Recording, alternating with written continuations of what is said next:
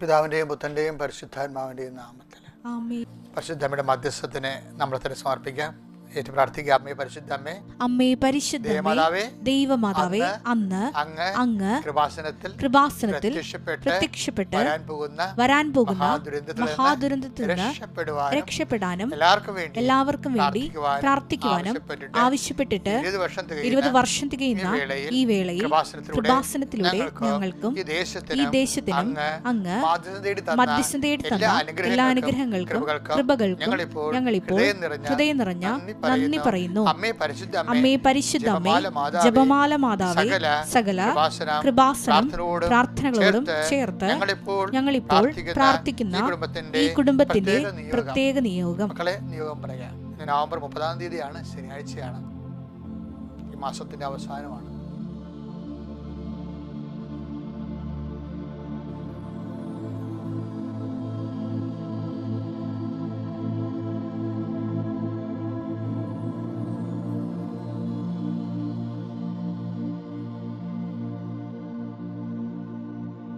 അമ്മയുടെ പ്രത്യക്ഷീകരണത്തിന്റെ ഈ ദ്വാദശക വേളയിൽ ഞങ്ങൾക്ക് സാധിച്ചു തരുവാൻ കനിയണമേ. വിശ്വാസ പ്രമാണം.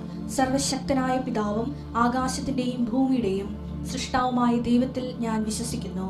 അവിടുത്തെ ഏകപുത്രനും ഞങ്ങളുടെ കർത്താവുമായ ഈശോ മിശിഹായിലും ഞാൻ വിശ്വസിക്കുന്നു. ഈ പുത്രൻ പരിശുദ്ധാത്മാവിനാൽ ഗർഭസ്ഥനായി കന്യകാമറിയത്തിൽ നിന്ന് പിറന്ന് പൊന്തിയോസ് പീലാത്തോസിന്റെ കാലത്ത് പീഡകൾ സഹിച്ച് കുരിശിൽ തറയ്ക്കപ്പെട്ട് മരിച്ച് അടക്കപ്പെട്ട് പാതാളങ്ങളിൽ ഇറങ്ങി മരിച്ചവരുടെ ഇടയിൽ നിന്ന് 3-ാം നാൾ ഉയർത്ത് സ്വർഗത്തിലേക്ക് എഴുന്നള്ളി സർവശക്തിയുള്ള പിതാവായ ദൈവത്തിന്റെ വലതുഭാഗത്തിരിക്കുന്നു. അവിടെ നിന്ന് ജീവിക്കുന്നവരെയും മരിച്ചവരെയും വിധിക്കുവാൻ വരുമെന്നും ഞാൻ വിശ്വസിക്കുന്നു. പരിശുദ്ധാത്മാവിലും ഞാൻ വിശ്വസിക്കുന്നു. വിശുദ്ധ കത്തോലിക്കാ സഭയിലും പുണ്യവാന്മാരുടെ ഐക്യത്തിലും പാപങ്ങളുടെ മോചനത്തിലും ശരീരത്തിന്റെ ഉയർപ്പിലും നിത്യമായ ജീവിതത്തിലും ഞാൻ വിശ്വസിക്കുന്നു. ആമേൻ. സ്വർഗ്ഗസ്ഥനായ ഞങ്ങളുടെ പിതാവേ, അങ്ങയുടെ നാമം പൂജിതമാകണമേ. അങ്ങയുടെ രാജ്യം വരണമേ. അങ്ങയുടെ തിരുമനസ് സ്വർഗത്തിലെ പോലെ ഭൂമിയിലും ആകണമേ. അന്നു വേണ്ടുന്ന ആഹാരം ഇന്ന് ഞങ്ങൾക്ക് തരണമേ. ഞങ്ങളോട് തെറ്റ് ചെയ്യുന്നവരോട് ഞങ്ങൾ ക്ഷമിക്കുന്നത് പോലെ ഞങ്ങളുടെ തെറ്റുകൾ ഞങ്ങളോടും ക്ഷമിക്കണമേ. ഞങ്ങളെ പ്രലോഭനത്തിൽ ഉൾപ്പെടുത്തരുതേ, തിന്മയിൽ ഞങ്ങൾ രക്ഷിക്കണമേ. ആമേൻ. നന്മ നിറഞ്ഞ മറിയമേ, സ്വസ്തി. കർത്താവ് അങ്ങയുടെ കൂടെ സ്ത്രീകളിൽ അങ്ങ് അനുഗ്രഹിക്കപ്പെട്ടവളാകുന്നു. അങ്ങയുടെ ഉദരത്തിൻ ഫലമായി ഈശോ അനുഗ്രഹിക്കപ്പെട്ടവനാകുന്നു. പരിശുദ്ധ മറിയമേ, തമ്പുരാന്റെ അമ്മേ, പാപികളായ ഞങ്ങൾക്ക് വേണ്ടി ഇപ്പോഴും ഞങ്ങളുടെ മരണസമയത്തും തമ്പുരാനോട് അപേക്ഷിക്കണമേ. ആമേൻ. എൻ്റെ പ്രിയപ്പെട്ടവരെ, നവംബർ മാസം കർത്താവ് 30 ദിവസം നമ്മൾ പൂർത്തീകരിച്ചു. ഒക്ടോബർ മാസത്തിലാണ് അമ്മ ഈ സന്ദേശം തന്നതെങ്കിലും ഇപ്പോഴ് 1 മാസം നമ്മൾ പൂർത്തീകരിക്കുകയാണ് നവംബറിൽ. അപ്പോൾ ഈ മാസം മുഴുവൻ ദൈവം നിങ്ങൾക്ക് നൽകിയ അനുഗ്രഹങ്ങളെ ഓർത്ത് നമ്മൾ നന്ദി പറയുന്നു. പിന്നെ ഇന്ന് ശനിയാഴ്ചയാണ്, അമ്മയുടെ പ്രത്യേക ദിവസമാണ്. ഈ അമ്മയുടെ പ്രത്യേക ദിവസം ഉണ്ടല്ലോ, പണ്ട് ആൾക്കാർ ശനിയാഴ്ച മാതാവിൻ്റെ ദിവസം ആയതുകൊണ്ട് തന്നെ അതിനു വേണ്ടി പ്രത്യേകം പോയി കുർബാന കൂടുകയും കുർബാന സ്വീകരിക്കുകയൊക്കെ ചെയ്യുമായിരുന്നു. ഇന്നും ചെയ്യുന്നില്ലെന്നല്ല, കുറച്ച് അപ്പോൾ ശനിയാഴ്ച എന്ന് പറഞ്ഞ ഒരു ആൾക്കാർ ഞായറാഴ്ച പോലെ അമ്മയുടെ ദിവസം ആചരിച്ച് ആഘോഷിക്കുന്ന ആൾക്കാരുണ്ട്. അന്ന് ധർമ്മക്കാരെ കാണുകയും അവർക്ക് വേണ്ടത് നൽകുകയും ചെയ്യുന്നവരുണ്ട്. മാതാവിൻ്റെ രൂപം പ്രത്യേകമായി തുടച്ച് വൃത്തിയാക്കി പൂവൊക്കെ വെച്ച് അമ്മയെ വണങ്ങുന്ന ദിവസം കൂടിയാണ്. പിന്നെ ദേവന്മാരെ കൂടുതൽ ചെല്ലും. അങ്ങനെ മാതാവിൻ്റെ ആൾക്കാരും മാതാവിൻ്റെ ആധ്യാത്മിക പേറുന്നവരാണ്. മാതാവിൻ്റെ ആധ്യാത്മികേക്കാൾ വലിയ ആധ്യാത്മികതൊന്നുമില്ല. കാര്യം നമുക്ക് മനുഷ്യന്മാർക്ക് ഏറ്റവും നല്ലത് ഈസി വചനത്തെ ആദ്യം സ്വീകരിച്ച അമ്മയുടെ ആധ്യാത്മികത തന്നെയാണ്. Okay, let's come to prayer. കർത്താവേ, ഞങ്ങൾ നിന്റെ നാമത്തിന് ആരാധിക്കുകയും സ്തുതിക്കുകയും നിനക്ക് നന്ദി പറയുകയും ചെയ്യുന്നു. ഈ ശനിയാഴ്ച അങ്ങയുടെ മക്കളെ ശിരസ് നമിച്ച് നിന്റെ ആശീർവാദത്തിന് നിൽക്കുമ്പോൾ അമ്മയാണ് ഏറ്റവും വലിയ മധ്യസ്ഥ പ്രാർത്ഥനയുള്ളത്. അമ്മയാണ് ഒരു കുടുംബത്തിലേക്ക് കടന്നു വന്നിട്ട് അവിടെ വീഞ്ഞ് തികയാതെ വന്ന കാര്യം, അവിടുത്തെ ഇല്ലായ്മ, തികയാത്ത അവസ്ഥകൾ കണ്ട് മനസ്സിലാക്കി ആ വീട്ടുകാരൻ പോലും പറയാതെ സ്വന്തമായിട്ട് ആ വിഷയം ഏറ്റെടുത്തു. ശരിക്കും പറഞ്ഞാൽ മാതാവിൻ്റെ ഒത്തിരി പേരുകളിൽ ഒരു പേര് വേണ്ടതാണ്, ഏറ്റെടുപ്പ് മാതാവെന്ന്. നമ്മൾ ഉടമ്പടി മാതാവെന്ന് പറയും, അപ്പോൾ നമുക്ക് മനസ്സിലാകും. പക്ഷെ മാതാവ് ചെയ്തത് എന്താണ്? ആ കുടുംബത്തിൻ്റെ ഭാരങ്ങൾ അവർ പോലും അറിയാതെ സ്വന്തമായിട്ട് ഏറ്റെടുത്തു. അതാണ് ഏറ്റെടുപ്പ് മാതാവെന്ന് പറയണത്. അതായത് ശനിയാഴ്ച നിൻ്റെ എല്ലാ വിഷയം ഞങ്ങളൊക്കെ ശനിയാഴ്ച അല്ലെങ്കിൽ ഒക്ടോബർ മാസം അല്ലെങ്കിൽ മെയ് മാസമൊക്കെ വരാൻ കാത്തിരിക്കുക. എന്തിനാണെന്നറിയാമോ? അമ്മ ഫയൽ നോക്കുന്ന മാസമാണത്. പ്രത്യേകിച്ച് എന്നുവെച്ചാൽ ഭയങ്കര പ്രസംഗങ്ങളുള്ള വിഷയങ്ങളെല്ലാം മഞ്ഞുപോലെ ഒരുക്കി കളയണ ദിവസമാണ്. അങ്ങനെ നമ്മൾ വിശ്വസിച്ചാണ്, അങ്ങനെയാണ് പ്രാർത്ഥിച്ച് ഒരുങ്ങുകയാണെങ്കിൽ മരിയൻ എക്സ്പീരിയൻസ് നമുക്കുണ്ടാകും. അതുകൊണ്ട് ഞാൻ നിങ്ങളെല്ലാവരും മാതാവിൻ്റെ മധ്യസ്ഥയിലേക്ക് ക്ഷണിക്കുകയാണ്. കാര്യം മാതാവ് നമ്മൾ ഈശോയുടെ അടുത്ത് കൊണ്ടുപോകും. ഈശോയിൽ ആദ്യം ജീവിച്ച ആൾ അമ്മയാണ്. വചനത്തിൽ ആദ്യം ജീവിച്ച ആൾ അമ്മയാണ്. അമ്മയേക്കാൾ വലിയൊരു ജീവിതവും വേറെ മധ്യസ്ഥനോ ഒന്നുമില്ല. കാര്യം പ്രധാന മധ്യസ്ഥ കൃപാസനം മാതാവിനെ വിളിക്കുന്നത്. അല്ല, ഏകമധ്യസ്ഥൻ ക്രിസ്തുവാണ്. പക്ഷെ പ്രധാന മധ്യസ്ഥൻ. കാര്യം എന്താ, മറ്റു പുണ്യാളന്മാരെ പോലെ ഒരു മധ്യസ്ഥ അല്ല അമ്മയെന്ന് എൻ്റെ അർത്ഥം. അതിനെങ്കിൽ നിങ്ങൾ മനസ്സിലാക്കണം. അമ്മ പ്രധാന മധ്യസ്ഥയാണ്. അതാണ് ഉടമ്പടിയുടെ ലക്ഷ്യം. അതാണ് അമ്മയെ ജീവിതത്തിൻ്റെ പ്രധാന മധ്യസ്ഥയാക്കും.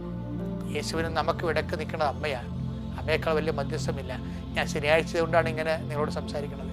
അപ്പോൾ നിങ്ങൾ ഇന്നത്തെ ദിവസം മുഴുവനും നിങ്ങൾ ഒറ്റയ്ക്ക് പണിപ്പെടേണ്ട കാര്യമില്ല, ഒറ്റയ്ക്ക് ഭയപ്പെടേണ്ട കാര്യമില്ല. അമ്മയാണ് ഞങ്ങളുടെ ഭാരങ്ങൾ കാനായിൽ വെച്ച് ഏറ്റെടുക്കുമെന്ന് പറഞ്ഞതും അമ്മയുടെ മധ്യസ്ഥമാണ് ഈശോ ഈ ഭൂമിയിൽ ആദ്യമായിട്ട് കേട്ട മധ്യസ്ഥം.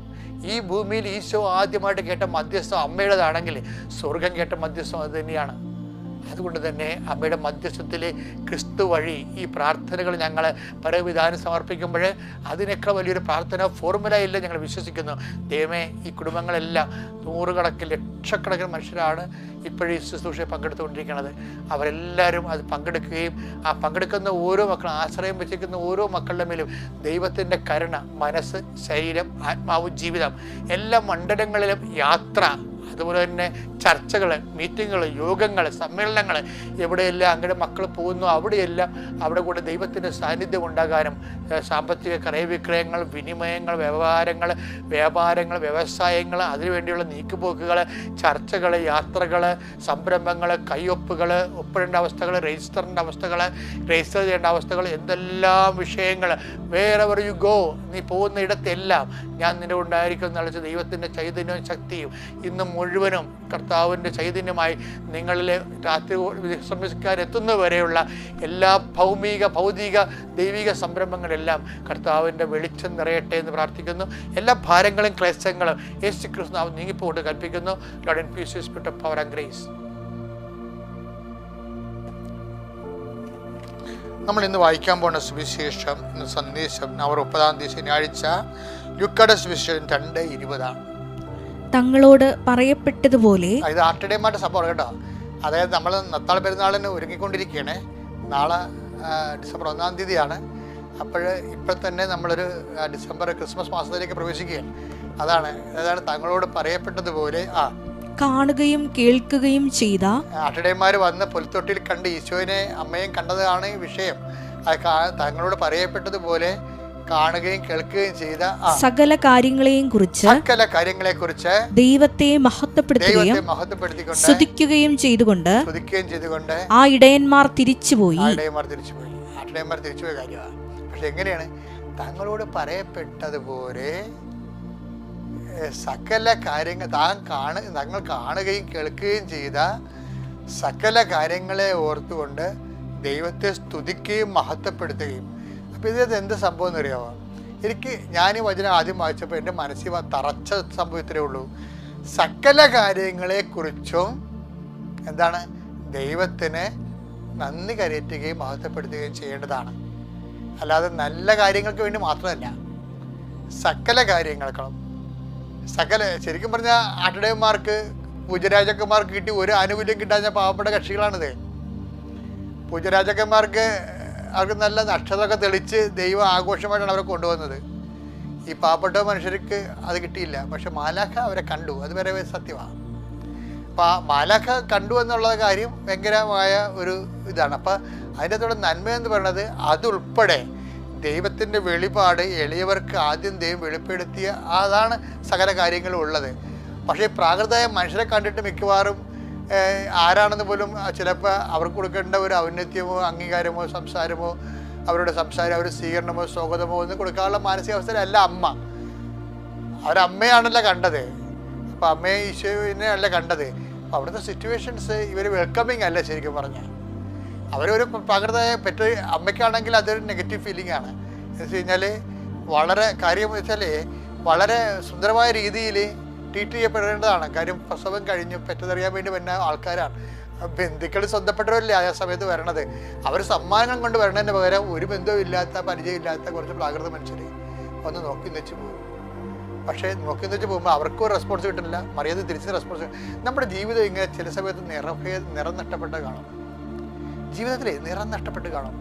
കാരണം അമ്മയ്ക്കാണെങ്കിൽ ആ വരവ് കൊണ്ട് പ്രത്യേകിച്ച് നല്ല വണ്ണം വീട്ടിൽ താമസിച്ച് ഭംഗിയായിട്ട് ആൾക്കാരുടെ സ്നേഹവും ഔദാര്യവും പരിഗണനയും പരിചരണവും ഒക്കെ കിട്ടേണ്ട കാലത്ത് ഈ പ്രകൃതമായ മനുഷ്യർ വന്ന് നോക്കി നിന്നില്ല, വരവ് ഒന്നും കിട്ടിയില്ല.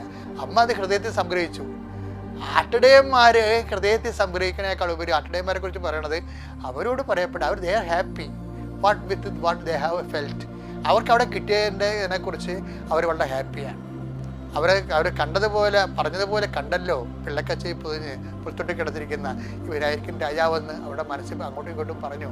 ദേ ആർ ഹാപ്പി. അപ്പോൾ സിറ്റുവേഷൻസ് മോശമാണ്. അവിടെ ഒരു രാജാവിൻ്റെതായിട്ടുള്ള ഒരു സംഭവങ്ങളൊന്നും അവിടെ ഇല്ല. രാജകീയ ജന്മവുമല്ല. ഒരു ചേരിപ്രദേശത്ത് ഒരു വലിയ സ്വാധീനവും വിലയും നിലയും ഇല്ലാത്ത ആൾക്കാർ പെറ്റുകിടക്കണ പോലെ വഴിയരികെ പെറ്റുകിടക്കുന്ന ഒരു അവസ്ഥ. ഞാൻ ആ പുൽത്തൊട്ടി പോയതാണ്. അതൊരു വഴിയരികയാണ് ശരിക്കും പറഞ്ഞാൽ. ആ ഗുഹ നിൽക്കുന്ന സ്ഥലത്തിൻ്റെ കൂടെ ഇവിടെ ഒരു വഴിയരിക ഉണ്ട് ഇവിടെ. അപ്പോൾ അങ്ങനെയുള്ള സിറ്റുവേഷനിൽ അത് കണ്ടിട്ട് ആട്ടിടയന്മാർക്ക് സന്തോഷമാണ് ഉണ്ടായത്. കാര്യം ആ സിറ്റുവേഷനെ കുറിച്ച് they are least bother about it. ആ സാഹചര്യം കണ്ടാൽ നമുക്ക് വിശ്വസിക്കാൻ തോന്നത്തില്ല. പക്ഷേ സാഹചര്യമല്ല വിശ്വസിക്കേണ്ടത്, കർത്താവിൻ്റെ വചനമാണ് വിശ്വസിക്കേണ്ടത് എന്നുള്ളതാണ് തങ്ങളോട് പറയപ്പെട്ടതുപോലെ കണ്ടതുകൊണ്ടാണ്. ആ സാഹചര്യമല്ല കർത്താവിൻ്റെ വചനമാണ് വിശ്വസിക്കേണ്ടത് എന്നുള്ള വലിയൊരു ഉൾക്കാഴ്ചയാണ് ദൈവം നമുക്ക് നൽകണത്. അപ്പോഴേ എപ്പോഴും നിങ്ങൾ ശ്രദ്ധിക്കേണ്ട ഇതാണ്, നമ്മൾക്ക് ചിലപ്പോൾ നമ്മൾ പ്രാർത്ഥിക്കുന്നവരാകാം, നമ്മൾ നല്ലോണം വിശ്വസിക്കുന്നവരാകാം, പക്ഷേ അതിൻ്റെ ഒരു സെറ്റപ്പ് ഒന്നും നമ്മുടെ ജീവിതത്തിൽ കാണത്തില്ല. ഭയങ്കരമാണ്. ഞാൻ കുറേ അനുഭവിച്ചുകൊണ്ട് പറയുന്നതാണ്. നമ്മൾ പ്രാർത്ഥിക്കുന്നു, നമ്മൾ എല്ലാവരെക്കാളും ദൈവത്തെ ആരാധിക്കുകയും മഹത്വപ്പെടുകയും ചെയ്യുന്നു. പക്ഷെ അതിൻ്റെ സെറ്റപ്പ് സിറ്റുവേഷൻസ് ഒന്നും നമ്മുടെ ജീവിതത്തിലില്ല.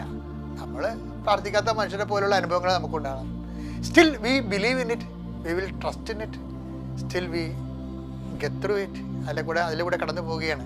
എന്താ, ദൈവത്തിൻ്റെ വചനങ്ങൾ അനാലങ്കൃതമായ അടയാളങ്ങളില്ലാതിരിക്കുന്നൊരു കാലത്തും അടയാളങ്ങൾ കണ്ട് വിശ്വസിക്കുന്നവരുടെ അതേ ത്രസിപ്പോടു കൂടി ജീവിക്കുന്നതാണ് യഥാർത്ഥ വിശ്വാസം. ആട്ടിടയന്മാരുടെ വിശ്വാസത്തിലേക്ക് നിങ്ങളെ ഒരു ദിവസം ഈ ക്രിസ്മസ് കാലം നിങ്ങൾ അനുഗ്രഹിച്ച് ഉയർത്തട്ടെ എന്ന് പ്രാർത്ഥിക്കുന്നു. Praise the Lord.